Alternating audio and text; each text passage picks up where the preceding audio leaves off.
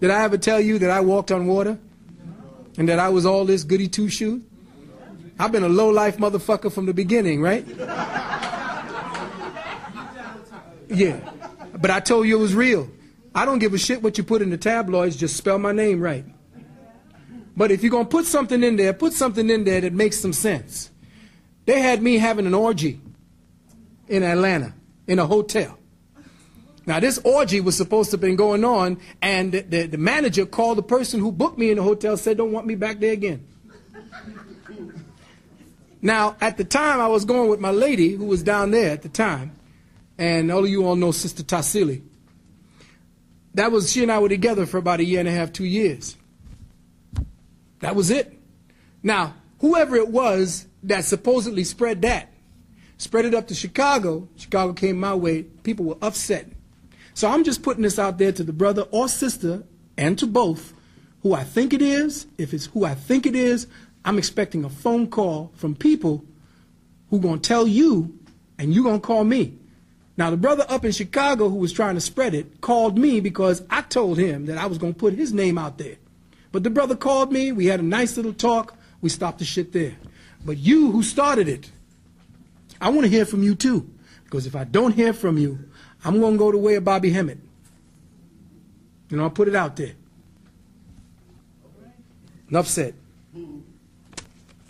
When the printing press was first invented, we read in Middleton's work called Letters from Rome, page 4, the following quote by the Catholic Cardinal Wolsey, W-O-L-S-E-Y, who foresaw what effects the invention of the printing press would have on Christianity at that time. And he said, if we do not, this is a quote, if we do not destroy this dangerous invention, it will one day destroy us.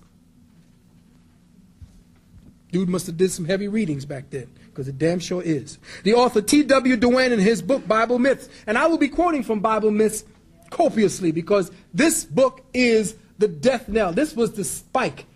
This was the wooden stake right in the heart of Christianity. He dropped all the information. This is from page 438. There can be no doubt from the evidence, quoted by Duane, found that had the objections of Porphyry, Heracles, Celsus, and other opponents of the Christian faith been permitted to come down to us, the plagiarism of the Christian scriptures from previously existing pagan documents in the specific charge they would have presented to us is the specific charge they would have presented to us. These works were ordered burned by the prudent piety of the Christian emperors, end quote.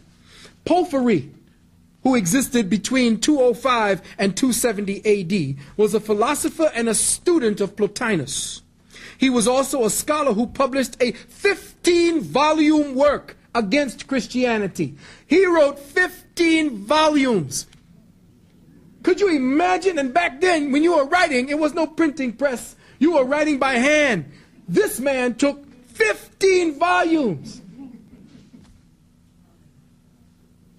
Dr. Lardner, the theologian historian, writes, Porphyry's objections against Christianity were held in the greatest esteem with the Gentile people for a long time, and the Christians were not insensible of the importance of his work, as may be concluded from the several answers made to this work by Eusebius and others in great repute for learning.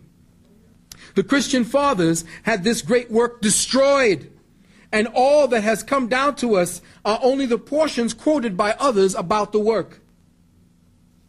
Celsus, who lived in the 2nd century AD, wrote a work entitled The True Word by Celsus.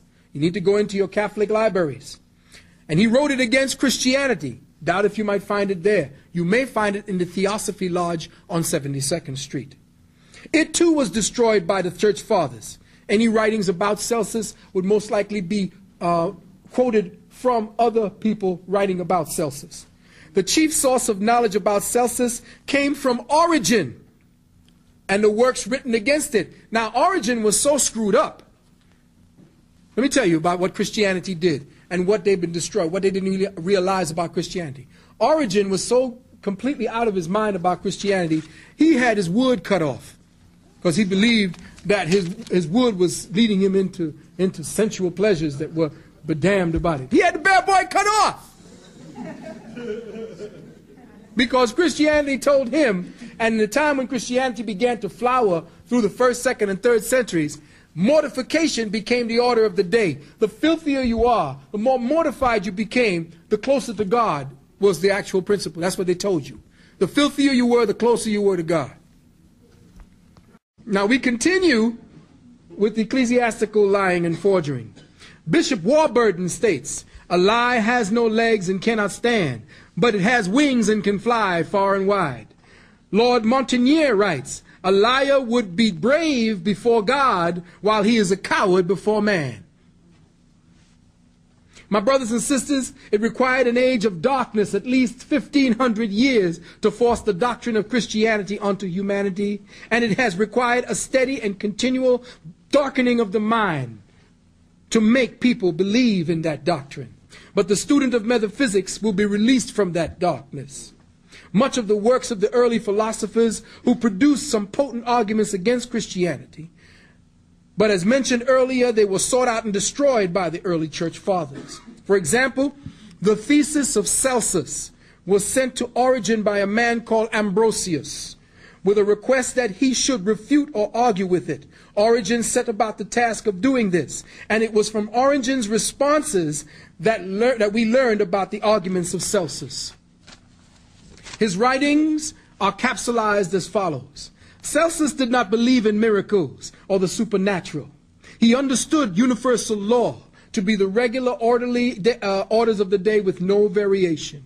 He asserted that the only possibility of the existence of such a person as Jesus of the 4 Gospels that he could conceive depended upon him being a demon, based on all the shit he did in the Bible. Jesus displayed none of the qualities that he deemed essential.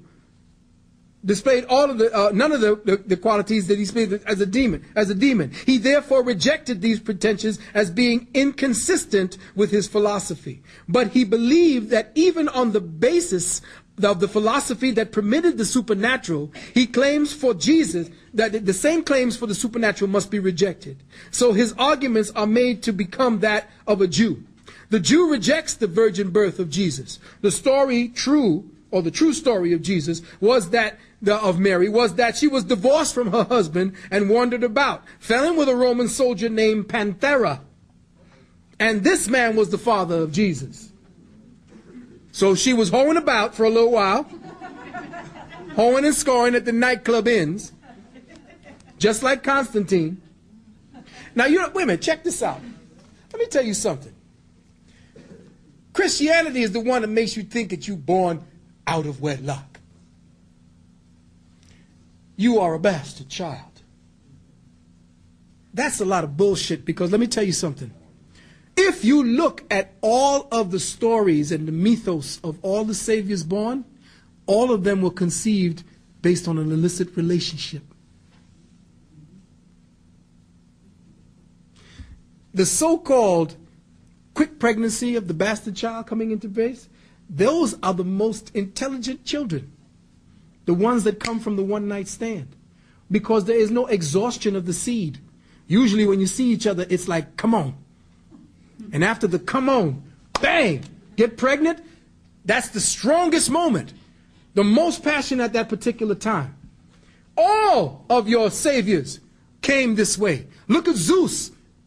When Zeus saw Aphrodite, he said, damn. He said, damn. But he was married. Now, Aphrodite was out there bathing, looking good in the water.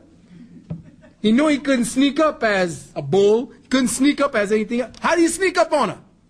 He changed himself into a swan. Now, I don't know what Aphrodite was thinking about. But this is the myth. The same damn myth happened when Mary, here's Joseph now, he just got a new bride. My boy said, oh yeah, we're going to get to the nuptial bed. But he's a virgin, and the Lord said, no, you can't have none. I'm going to have her. So what comes down? A dove. Check it. Now that's some sick shit. Now you know why? Now you know why the early church fathers was into fucking cows and sheep. That's right. There's a law. An ecclesiastical law. From you can't fuck sheep. That's where Christianity came from. They had to write a law. I think it was Pope Innocent or Pope Leo. Had to write it down for these priests. Stop fucking the little boys and stop fucking the animals. It's deep. This is what you... Wait a minute. Let's go back. Yeah, they're still doing it now.